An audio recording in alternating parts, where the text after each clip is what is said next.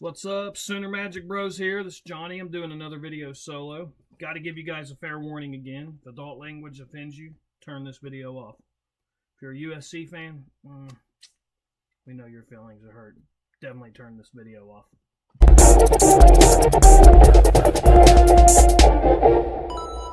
Anyway, we're going to talk about Oklahoma Sooners and the wild college football day we had yesterday. Man, it was another great day of watching college football. We start off the game with Oklahoma. We're playing University UCF, and it's an ugly win, guys. I mean, I don't know how any other way to put it, dude. Sometimes you got to win ugly, and if there's any great thing I can say about us is, winning ugly is a lot better than losing. Not to mention, let's be honest, man. I mean, Texas they barely escaped against Houston. Washington barely escaped against a 1-4 Arizona State team. USC. Oh, I thought they escaped. They lost again? Holy shit, I guess I didn't see that, man. Wow. The old mecca of college football lost again? Damn, he's down there with the palm trees and, the beaches, and, he can recruit better now, and this much better program, and wow, unreal. Loses 2 games. Hate to see it. You hate to see it. Anyway, so after watching everybody else, I don't feel as bad about what happened with us, man. It looked like, there were several teams that had a pimple on their butt yesterday, so I'm glad to know we're not the only ones. Last year's team probably would have lost this game yesterday. And, a Lincoln Riley coach team would have probably lost yesterday. Oh, they did. Anyway, found a way to win the game. Last year, everybody knows the story.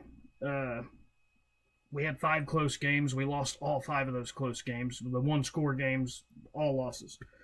This year, we've had 2 1-score games. We've won both of them. And, the Cincinnati game was closer than, the final was like 20-6, but it was a pretty close game. We found a way to win that game on the road. And the game against SMU, that was a close game in the fourth quarter. We found a way to, make it not look so bad, 28-11, but it was actually a pretty close game. So we've had 4 games that I felt like if it was last year's team, we would have lost those. And I've always said, man, winners are winners. They figure out ways to win games. And this year's team has figured out ways to win those games. I'm not saying we're going to win every one of them this year. It's hard for even the greatest teams to go undefeated. But this team, I'm happy at. We're going into week 9. Last year was this was week 8. We're going into week 9 undefeated, and I feel pretty good about it. I think they're going to come out with their heads on fire against Kansas. I don't know if them boys was, starting to believe their own press. For 14 days, they hear about how great they are. We just beat Texas, and Brent Venables has always made it clear, hey, guys, we still have a lot of work to do. That was also the first game that we did not win by the spread yesterday. So, anyway, you know what? I hope it's a learning moment for these guys. I hope it's almost like that. I'm sure in the locker room they almost kind of felt like they lost the game. Like, I'm sure it's got that same type of disappointment. The cool thing is we're able to have a learning experience without losing the game. Like Lincoln Riley losing 2 weeks in a row. Anyway, let's go ahead and talk about that game. Caleb Williams, man. Oh, God. I bet you he wishes he was still here in Norman, Oklahoma. I want to talk about something. I don't know if any of you guys have ever watched the movie Draft Day with Kevin Costner in it. And they got that quarterback, I believe his name was Bo Shanahan or Bo Callahan. Bo Callahan. And he's like the guy that's the all-world quarterback that's entering the draft. He's supposed to be the clear-cut number 1 pick. And Kevin Costner ends up making some trades. If you've seen the movie, you know what I'm talking about. And anyway, this quarterback, he just, for whatever reason, he's like, dude, I just got a bad feeling about the guy. I think he's a bust. Something's not right here. Okay. And he calls him up before the draft. He calls him and he says, hey, I just got one question, Bo. How come none of your teammates were at your 21st birthday party? And it's like, dude, that's weird. An 85-man roster. You're the leader of this football team. And in the movie, there's not any of his teammates that showed up to his birthday party. Watching Caleb Williams after that game, sitting there for quite a while, the camera's on him, and he's just sitting there pouting like a kid that you just told him he couldn't have a toy at the store or something, told him he couldn't have a candy bar or whatever, over there pouting, and not one, their 85-man roster, I don't know how many exact they have on USC, but you usually got about 80 players. Not one teammate comes up to him. Not one.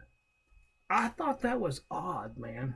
And that was, I guarantee you that wouldn't have happened to Baker Mayfield. Someone's coming up to him, hey, big dog, come on, man. Get your head up. We still got more games to play, dude. We only got one loss in conference play.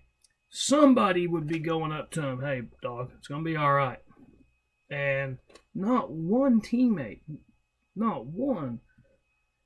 That was weird, man. And I also kind of wonder, is it one of them deals where, he's the guy on the Wendy's commercial, the Nissan commercial, the Dr. Pepper commercial, he's getting all this money. Is he one of those guys where, like, hey, Elvis has left the building. Does he even hang out with his teammates? Maybe his teammates are like, hey, dude, you're here being the movie star in all the commercials. You're the big hawk shot. We're the ones having to catch your passes and block for you. Have they kind of, I don't know, have they lost respect for him? Have they lost respect for both? Something's wrong down there. And I even threw a comment down. I said, dude, I'd actually pick USC to beat Utah.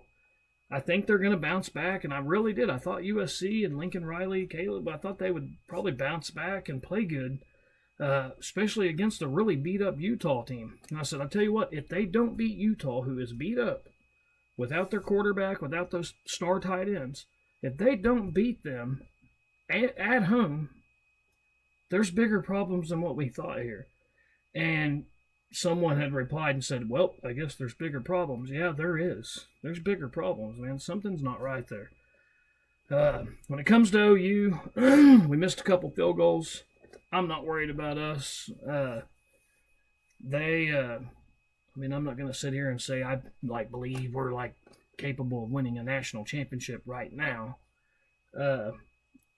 I think Oklahoma has had one hell of a bounce back year. I think we are a legit top 10, top 15, and if we improve some of these things, or maybe a top 5 team. And who knows what happens if you get into the top 4. So I like where things are at right now. I hope we come out and play with our heads on fire against Kansas next week, and sky's the limit. Another wild thing is, I talked about Washington. They barely escaped Arizona State, which, dude, that Arizona State team's, I know they're only 1-5. They're pretty scrappy, man. They got that little running back. They also got a tight end, wears number 12. A running back, I believe, wears number 4.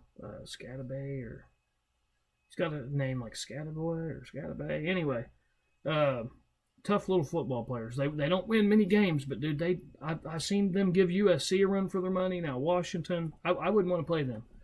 They're scrappy. Texas wins, but Ewers gets hurt. I haven't heard any updates on that. I hope he comes back. I'd like to see Oklahoma and Texas in the Big 12 championship, honestly. And if I'm being completely honest, I don't want them to have any excuses. I want them to have Ewers. I think if OU plays them again, I think we're going to punch them in the fucking mouth again. That's what I believe in my heart.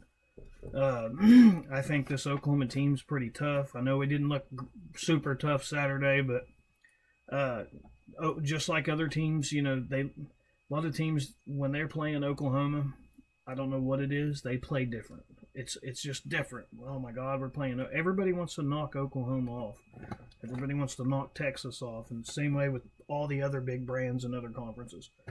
Arizona State against Washington, they wanted to knock them off so bad. They played the game of their life against them, still fell short. Well, guess what? That's what happened to UCF. Played the game of their life against us. They played their asses off. And you almost beat us. Good job. Anyway, USC, you guys got problems. At this point, you might ought to just hope dudes go into the NFL. I don't know if a team's big enough for a buyout, and I don't know what his buyout looks like, but at this point, I mean, I mean, if I've seen several USC fans saying it in the comments, man, of other videos, they're like, "Oh, I hope he is going to the NFL. Good riddance and all that." So, but his buyout, I don't know. I think Jerry Jones might be the only owner that is dumb enough to overpay for Lincoln Riley and take on whatever buyout that I'm pretty sure he's got some kind of buyout. I haven't looked at the contract. I don't really give a shit, but I haven't looked at any of the details of it. I have no clue. But I would imagine there's a pretty big buyout. And I don't know if there's anybody dumb enough other than USC that would want to pay him that amount of money. So, Boomer Sooner, guys. Me and my brothers may come on here, talk about talk a little bit more in depth about our game and maybe like a preview of the Kansas game or something like that. But you might see us. If not, I'll be on here for sure Sunday, or we'll be on here Monday. We'll be on here next week for sure. Anyway, Boomer Sooner, guys. I'm glad we escaped because USC didn't. You hate to see it.